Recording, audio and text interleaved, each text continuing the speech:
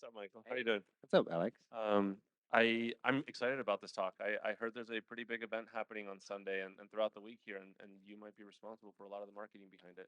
Really? I heard that. Little race? Little race, right? Yeah. Um, Talk to us about your role in this race and how long it's taken to prepare. Yeah, it's probably a 20 more than 24-month process. So I oversee first of all, good morning. And I oversee brand marketing for the Miami Dolphins, the Formula One Crypto.com Miami Grand Prix, which is this weekend, also the Miami Open and all Hard Rock events that happen at the stadium.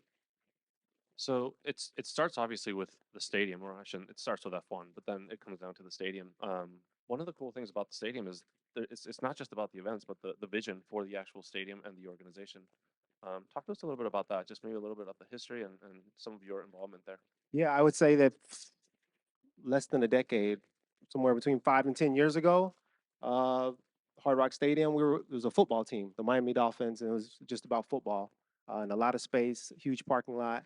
And then over the course of the last 7 years, credit to our CEO, but in terms of vision, of being much more than a football team, but more of a global entertainment destination, and that's across function. So that has been global soccer. So we'll obviously have World Cup games in 2026, but there was started many years ago with international soccer. It started with national championships in college football. We've hosted several Super Bowls, and then Coldplay, Beyonce, The Weeknd, every artist you can think of. And so it's a multi-discipline, multi-functioning facility that has continued to expand based on the goals and visions of being global entertainment destination. It's crazy. So I think as you guys hear, right, there's football, soccer, racing, tennis. Correct. We haven't even talked about tennis yet. It's just like this conglomerate for entertainment. How do you go about marketing? So we're talking about sports technology and marketing. I think it's just more about sports and entertainment, right? Like fan experiences. How do you go about planning? I know the F1 race is this weekend. We're gonna get into that in just a second, but talk to us about like the different strategies that you use to go about the different types of entertainment. Yeah, we have different titles for depending on the event. For instance, obviously Dolphins, we own IP and that's our baby. But in other instances where we are not necessarily a venue, we provide the rights. So if it's a Rolling Loud Hip Hop Festival, which some of you may have heard of, is over 500,000 people here, we contract and we will contract with the promoter and we provide space and we provide staffing, right? And so how do we plan for that? Well, it really depends on the role that we choose to take in the event. If it When we talk about F1, we're actually promoters. So the Miami Grand Prix owns the race, and we're in partnership with F1. And so it's really about the vision that we have of what racing can be, and how do we market that. Well, in many cases, if we're talking about a Beyonce concert, obviously with Live Nation, they control everything. I mean everything, right? And so what we can do is from a social brand perspective, we can promote, say, hey, this is going on here, but Live Nation keeps it very, very tight in terms of parameters of what we can do to market the event. When it comes to Dolphins football, when it comes to Miami Grand Prix, we have a lot more latitude because that's ownership, that's IP that we own. And so we think about a 12-month to 16-month funnel of how we bring people in, how we establish the brand, how we encourage people, how we go on sale, how we have renewals. So it's a much longer process. So I love the way that you said we have a lot more latitude, but as professionals, we all have deadlines, right? Mm. One of the things that I've spoken to you about over the last, I think, 2 or 3 days is your deadlines are very different, and you have several different types, right? You can't move the Grand Prix. You can't say, "Hey, listen, my marketing promotion activities aren't ready. Come back next week." So how do you prepare for that event? And again, you're not just preparing for this, right? Like you're already preparing for the World Cup. I mean, that's a few years out. Yeah, it happens in waves and it happens with dedicated teams. So while I have oversight over all those properties, there are dedicated teams specific to those tent poles, right? And so there's a director of brand marketing for Dolphins, there's director of brand marketing for Formula One, there's also Miami Open, because it would be impossible to do if we only focus on it during the seasonality. And I think there's a big difference between an event that happens once during the year and an event that has 17 games or 18 weeks, right? And so how do we Dolphin season never ends. When people say it's the off season, I was like, no, it's the non-playing season because it's always on season because as brand marketers, as you all know, there's always something we want to communicate. There's always a strategy. that needs to be created, and there's always some type of interaction that needs to happen with either an established fan or a fan that we want to find, or a fan that we want to engage with. So there's always some type of interaction. And so what we find ourselves doing is trying to set ourselves up for success, planning far ahead. So the race for 2024, while we are feverishly finishing all the small details, big details for this weekend, we've already started planning 3 months ago for 2024, because there are certain things which you all know, like there are certain learnings and things that if you wait to have a postmortem, you've forgotten half of what you need to postmort. So, like as you go and as you're in your process, we have to take these details down and say, as we're planning for 2024, as we're planning for 2025, 26 World Cup, permits, government officials, all those things. Yeah, we have to plan far, far in advance. That's crazy. Curveball here. So events for the most part take place 2 days before, 2 days after the actual event, right? What keeps you up at night those 361 other days around fan experience and fan engagement? So, um, I actually tell my team that I think keeps me up at night because I need to sleep. We all should sleep. Um, and I encourage everyone to get sleep at least 6 hours if you can. Um, but what I think about often, and probably sometimes it popped up in my sleep thinking about, there's a certain amount of communication that needs to happen, right? Once you've promoted, once you've created, designed, built, then it comes to the point of the weekend where it's really about how do you provide and ensure that everything that you said that you're going to be. So let's use this weekend, for example. Everything that we've communicated to fans, to the hundreds of thousands of people that will be there, now it's time to deliver, right? And so what I think about is I think about rideshare lots. I think about people that have to walk across pedestrian bridges. I think about shade for people who say they were too hot last year. I think about making sure that people have comfort and incredible experience, because in reality, if you don't deliver on everything that you market, it can be shiny, pretty, sexy, all those things. If you don't deliver, then what do you have, right? And so what I really, really think about, and what's really, really important, not just for our team, but that we have to deliver. We have to deliver on their comments. Sometimes they're like, hey, F1 is extremely expensive. It's not cheap, but it's really about providing value. If I spend $1,000 on a ticket, but I felt like I had an incredible time, I'm not going to complain about price. People complain about price. It's like, for instance, you're like, hey, that guy in the tan suit, you only think I talk too much if you don't like what I'm saying, right? If you like what I'm saying, you're like, oh, he just had some things to say. Well, people think things are expensive when they feel like they didn't get the value that they paid. And so it's really important to deliver value.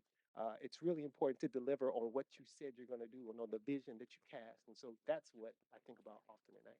That's awesome. So speaking of value, right? We heard Paramount talk about the value that they're bringing fans and some of the marketing that they're planning for during the F1 weekend, the Grand Prix this weekend. How do you approach branding in the stadium? How do you approach branding from a Grand Prix perspective? We want to be really clear. This is year two of a long-standing agreement with Formula One, and so when we have some incredible partners, Verizon, and Heineken, I shouldn't start calling because I leave some more now. But we have incredible pillar partners. We have incredible individuals that have worked with us. I think what's really important though, there's a difference between the Dolphins brand and the Miami Grand Prix. Miami Grand Prix is a baby, infant, right? It's still finding out what it's going to be. The Dolphins are long legacy brand in the NFL. And so we treat them very, very differently. And also with the Miami Open. So the way that we think about branding and how we brand, for the Miami Grand Prix, we want to keep things as clean as possible because we want to establish our own look, our own feel. For the Miami Dolphins, it's long established legacy, and so people understand the football team. But people in the states, I think, maybe Allison, someone before was talking about how young Formula One is in the states. And so we're working hand in hand with Formula One to really establish like what does that look like? We those who have followed Formula One for many years, Monaco, other Australia, it's established brand. F1 is extremely established, but not here in the States. And so we want to be a part of like what does that look like? Because what it looks like in the States is not necessarily what it already has looked like in Europe. And so for us, the brand is we want to be very clean. Our applications, our websites, you won't see a lot of sponsorships taking up space because we want to establish what our own marks and our own look and feel is versus Dolphins. You're going to see a lot more enhancements. You're going to because it's far established and people understand what we're doing. That's awesome. So, side note, I grew up watching F1 with my uncle in Ecuador, and I remember waking up at 6 in the morning or 4 in the morning to watch the races. Yes. I feel like the same thing's happening with soccer now, watching Manchester Yep, and a few other games on Saturday mornings. But um, so you said F1 is I mean this is the second year in Miami, right? that's right. We were talking about this. How do you balance marketing, fan demands, and keeping it simple, right? You talked about this is the second year. You've learned a lot from the first year. You've made some good modifications, not only in the stadium, but also from a technology perspective. How do you balance all those needs, and what are some of the modifications that you've made on the field, and how have you changed that fan experience using technology? Yeah, it's Formula One is one of the most technologically advanced properties, sports properties around the globe. When you think about the cars, you think about even the entry for those of you who have been to races. When you scan, your face comes up. If you're going into the paddock or the paddock club, your face comes up. Like it's not a typical going to a football event where you can do a mobile ticketing. Like they are far beyond that. What I believe in terms of how we think about the marketing or the branding of what F1 is, our applications, we have a huge partnership with Verizon. It's really important that everyone stays connected, because not only your app, you want to have your wayfinding. We talked about what are the most important things to get right. So we have a list of 100 things, and those who build and those who are on the design and UX side, you understand, like we always there. We want to make it prettier, we want to make it sexier, but the reality is when people get on site, they need to know where are the restrooms, where are the foods, how long are the lines, where do I know where I'm going? Like, and so it's really critically important that we hit those things, that we make them very intuitive. So within our applications, but also how we measure ourselves in KPIs. What do we get from our post-event surveys and our leading up surveys? How we make sure that people are downloading the app so that they understand the experience. What we found just from a customer service perspective is that when we communicate outwardly what you can expect, it's not the wait time, it's the unexpected wait time, right? And so when we say, hey, expect to wait 30 minutes or expect a long walk, well, we get a lot less feedback about how long the walk is or how hot it is if we communicate ahead of time. And so with our apps, with the technology, with 5G solutions and stretching out, spending a little more money to make sure that people have connectivity wherever they are, we find success. And we find that if we market that and brand that as such, meaning that being here, you're going to have faster service, you're going to get faster ride share, you're going to get faster shuttle service. It's been really useful. And we anticipate this year, as we look at our feedback, some of the things that we've learned is people found they were waiting in lines too long for restrooms. People found that there wasn't enough shade. People found that there wasn't enough water stations. So all those changes are made based on feedback we were able to get from our post-event surveys and some of our online digital interactions. That's awesome. So I want to come back to talk about measurement in just a second, but when we build applications for events, one of the things that we use as a driving factor is how quickly can you put your phone back in your pocket or back in your purse, right? And I know that doesn't always sound positive, but what you want the fan to do is experience the event. Like you want them to be there, unless they're taking a picture, obviously, or communicating. But how does that impact what you do, right? So you talked about wayfinding, you talked about finding the bathrooms. It's getting from point A to point B, but how do you use that as a guiding factor? It's I want the fan to be present and the technology to kind of help them. Yeah, I want. I'm not gonna put any. I'm not saying that you did this, but I'm not gonna put any judgment on it. If you want to have your phone out, cool, keep your phone out. Because what we find is that we also are encouraging like sharing so that people can experience the moment, right? And so it's a big part of our social strategy is like tell us where you are, tell us what you're doing, what are you seeing, so that others. The circuit is enormously large, and so somebody at the beach club and somebody at the marina, they have two different experiences. And so we want people to have their phone out. We want people to share, but we also, what we think about is we want to remove the barriers. So if you're not able to upload pictures and if you're not able to quickly share on your social media platforms, then that's not a great experience. And you're not able to create FOMO with your friends, which we know Is it's why it's why we're real. on It's social, real. right? And so I would say we encourage you. So most of our platforms allow for mobile ordering for food. We have fast connectivity around the circuit so that you can easily like, share, tweet, comment, respond, and so that you can create groups. Everybody's in WhatsApp or somebody's in text thread. So we want people to be able to quickly communicate. And so we think of it more of as how can we share and remove any barriers that would prevent you from doing whatever it is you want to do. If you want to stream the race because you have a general admission pass and you want to be able to stream, you want to be able to do that, we need to give you the tools to do so. That's awesome. So talking about this weekend, right? Whether it's the qualifiers or the actual race on Sunday, what other so aside from the mobile application, what other sorts of technology can fans expect and maybe experience at the race? You talked about mobile ordering, right? You talked about fast. What other technology is incorporated both into the race itself or the fan experience? Yeah, I think what you're going to find when you look at video boards and what I where I think a large investment has been made with all of the technology, the goal should be is that you can experience the full circuit no matter what your product is, meaning that you could walk around and experience. So if there's a concert happening, there's been an enormous amount of investment put in boards. With the F1 experience, you're going to have zones where you can ride and test cars, right? And so I think the way that we look at technology is that although you should forget that you're in the parking lot, right? And the reality is that you should find yourselves from the minute you get out of the car and once you finally get to the gate, that you find yourself in an oasis of this is incredible entertainment spectacle is the word we're using, right? Because there are races, there's a race on track, but there's also an incredible experience. And so whether it's you need to be able to order your food, I think it's less about people feeling that have slow technology. You should be able to do whatever it is you want to do, right? When you stream video, you wanna mess with the mobile cars. You want to be able to get in quickly. I think we want to remove those barriers. That's awesome. So moving on, I said I'd talk about measurement, right? Measurement's a big part of your job, especially going from year one to year two. Like, what are you actually measuring? Like, what are signs of success? You told me, or I guess we were talking about this, but you have direct access to the fans, for lack of better, right? So those conversations are important. But what other forms of measurement are you using? So obviously, there's some pretty well-known measurement stats for social media, right? When we look at engagement, we look at overall uh, growth and statistics, right? So we have some platforms we use there, but also brand integrity surveys. We work directly with some comms and PR firms to get that type of feedback regularly.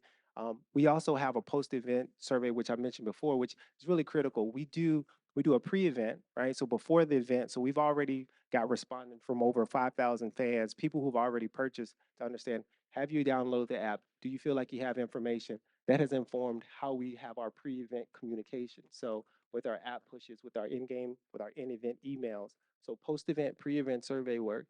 And then we have some what we always look at is the media relevancy, right? So what when people are talking about this event, when media platforms are talking about the event, we're able to build and look at how relevant we've been, what people are saying, and then overall what's the overall sentiment of how they feel about the event. And just to be open and candid about it, shouldn't be news to anyone here. I think last year we did a great job of marketing. This is the place you want to be. It's a very tough ticket to get. I think the challenge with that is that when we added additional 5,000 grandstands, we've added where one, there's expectation, but two, when you actually want to sell something, because there is something to sell, people already assume it's already sold out. And so, how do you manage that message of selling when everyone assumes something's sold out? And it is a tough ticket to get, but sometimes there are tickets. So, how do you manage that message? How do Did you? I ask myself the own I question? was just gonna.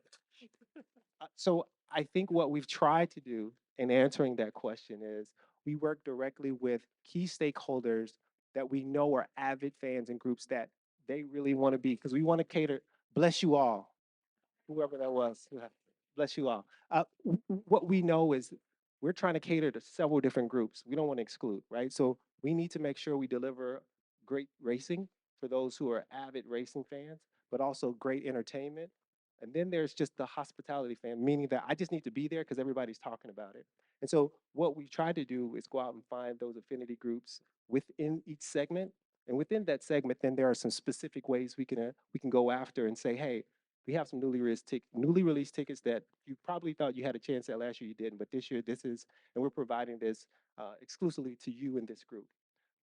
So speaking of managing messages and free tickets, I heard Paramount say that. Did I say free tickets? I mean, I Is yeah, that what? Did I say that?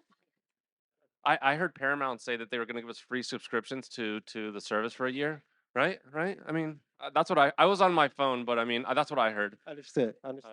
Are you giving us free tickets? I think I'll pull a challenge flag and let's look at the tape. um, let's have a little fun here. I heard this last week and I really liked it, but they call this rapid fire. I'm just gonna ask a few questions and you tell us your preference. So, cafe cubano or espresso? Oh well, we call it cafecito. 3 o'clock cafecito time. Absolutely. What is a cafecito for those that don't know? It's Cuban coffee. Yes. It's three it's ca- o'clock. it's I was not sure if I could say crack on the stage, but yes, that's what it Her feels like. words. It's a shot of energy. Yes, If you had to swap I mean, you're essentially managing 4 or 5 different sports and entertainments, but if you had to swap lives with any other VP of marketing in the sports industry or in any other team, which one would it be? I wouldn't swap. There are a lot of really great jobs out there, but what I would say, uh, Mark Tatum, who is basically the vice commissioner of the NBA, I think in the National Basketball Association, I say that as if you don't know what the NBA is. I think they are among the most innovative groups.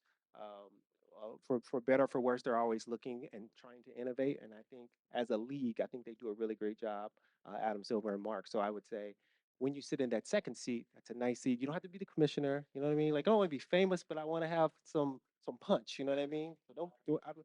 Yeah, there you go. That's a great job, right? Be backup. Um, Weirdest fan request you've ever received or heard of? Somebody left a shoe once, and like, hey, I left a shoe. Like, I'm sorry, I don't know how to help you. Cinderella? We can look for the shoe. Was it a glass slipper? We have a lot of things in Lost and Found. Like, it was just you guys after a music festival. That Lost and Found is a real treasure trove. You should see it. Last one. Funniest marketing campaign you've ever been part of? I've had some that flopped, and I don't think that was funny, but I laugh at it now. Um, I think funniest. Here's what I'd say. My first job, I worked on a political campaign, and I went out. I was in Chicago. Somebody was running for U.S. Senate. It's not wasn't the future president. So he was in the race though. We were on the other side. Um, but I was out passing out flyers to college students, and basically it was so cold in Chicago. They call it the Windy City. It's a lot of wind. But basically, it was so cold. I was out trying to sing and dance, and people were like, "Hey, the way you dance and sing, I'm not voting for that candidate." So that was again. I don't know if it's funny. I thought you all would find it funny, but yeah, that happened. That was a long time ago. That's crazy. So we're now talking politics, right? I mean, We are not okay, cool. just like we're not talking free tickets. um, okay, so let's get back to something that really matters, right? We were talking about this earlier today, but you have an event this afternoon at 4. Community support, community involvement is extremely important to both you and the organization. Talk to us about what you are doing this afternoon. Actually, just talk to us about that, and then I'll ask a second question. Yeah, I think look, I think we all agree like exposure it's important. Like you don't it's tough to be something that you haven't seen. And so as we talk about growth of Formula One in the US, we're based in Miami Gardens. Miami Gardens is predominantly black neighborhood. Actually is the most predominantly black neighborhood in all of South Florida. City, I should say, not neighborhood, it's a city. And so as us being in Miami Gardens, it's really important that not only that we're good neighbors and that we also provide exposure. And so we have a partnership with students, with schools within our communities called F1 in Schools, where Lewis Hamilton's been great about it. Logan Sargent, who is from the South Florida, who is driving now for the Williams Racing Team, they are providing their time. We're providing tours. We're providing consistent education about what Formula One is, so that we may have the next great Formula One driver coming out of Miami Gardens. But it's important that we provide that exposure, not just to the on-track sporting, but also to the business of the sport, so that people understand. So why is it so important to be actively involved in the community as a marketer? Right? For the business, I think we all get it, right? Like the benefits of the business, but as a marketer, what does it do for the brand? Well, if I would say, and I hope there would be others that agree, but if you don't understand what's happening in the community, then what do you know, right? If you don't have a pulse on what the people around you are saying, doing, and thinking, I don't think that represents the full universe of your customer base, but I think it represents a big part of being tapped into what's happening around us, right? And so it's really important for us. If we're going to have success, we have to have cooperation from our neighbors. If we're going to have success and we want to continue to bring incredible events, global events, it's really important that our neighbors, one, feel a part of it, feel included in it, and also they buy into it. And so it's important that in everything we do, not just with the Formula One, but with our championship sports, with our championship football events, our Super Bowls, it's really important that we're sharing. Um, in the benefits and what that looked like last year. It was over $350 million in terms of economic impact to South Florida, which is really important. As a part of that, um, bless you. I don't know what that was. But as a part of that impact, what does that mean? That means that individuals, that restaurant owners are getting a chance to sell their business. That those that create, we have artists. There's an incredible art lane, art walk that's going to be within the circuit this weekend, and so we're giving artists an opportunity to get some shine. We're giving restaurant owners opportunity to work within the circuit. Then there's entrepreneurship. And so we think it's really important to also just be a part of creating revenue and creating opportunities for those in the community. That's awesome. Just a few more questions for you, and then we'll give the audience an opportunity here. But I think you've been in the role for a little less than a year, correct? How did you grow your team, maintain the culture, and still manage to hit tight timelines? So what are some of the strategies that you use to grow that marketing team that you have around you? It's really hard. One of the things that people often say is like, hey, well, we all know the corporate jargon. We'll offline that. We'll circle back. We'll every other word I can think of. Like, there's just no time. Like one of the benefits of hosting lots of events, huge events, is that there's always something. One of the challenges is there's always something, right? And so it's really tough to find the time to actually even go out and recruit or to find individuals when it's time to build the team. And then on top of that, keep the pulse of individuals who are on the team. And so what we found is that I found success with really checking in, and what I've tried to take as many meetings off the calendar as possible and just provide some times for check-in. And what I found successful is that often as managers, we check in and like, hey, where's this project? Give me a status report on this and this and this. And often I'm checking in just to check on life. Like I need to understand, like, are you okay? Right. And if there is some type of dip in performance or concern that is behavioral, then I actually want to know if you're okay first before we even get talking about work. And what I found is that, especially when we have these types of tight time crunches that you reference, when people understand that they're cared about, that generally speaking, that you care about their mental health, their physical health, and things that even pertain. I think it all is connected. I don't think it's in silos, but it all goes with their productivity at work. For me, focusing on that first has unlocked an ability for them to perform at a high level. And then they're still exhausted. We're still pressing to get through the weekend. And so then guess what? Balance doesn't mean 50-50 every day. Balance means we go crazy for the next 2 days, 3 days, and then we take some time, and then we'll close the office so people can get away, so they can get dry cleaning done, get their nails done, do all the things that you need to do to get your white leather dress, right? So do all the things that actually make you a complete human being. And so we found success with trying to humanize a bit, where it's not just dates and deadlines and deliverables. It's also about like making sure that you're able to go walk your dog because you don't want poop all in the house when you get home, and making sure that you get to the dry cleaning, making sure those things happen. So that's important. So if you could just summarize, right? I know culture and your team is extremely important to you. How would you describe the culture of not just the organization, but your team? And what are the top, I mean, you've said this already in a couple sentences, but what are the top three things that you think are important to manage that culture? Well, to manage the culture, first and foremost, there's got to be empathic, right? You got to have some empathy to understand, like, to me, work is what we do. It's not who we are. And so the culture of our team is like, this is what we do, but it's not who we are. There's a lot of other components, but it's important that we do excellency. Excellent perfection is the goal, right? And that we understand that none of us will be perfect, but if we strive for perfect, then we'll hit excellence. And if we hit excellence, we'll feel really good about where we are at the end of the weekend, or where we are on Sunday evening after the football game, or where we are as we plan for those events. And then teamwork.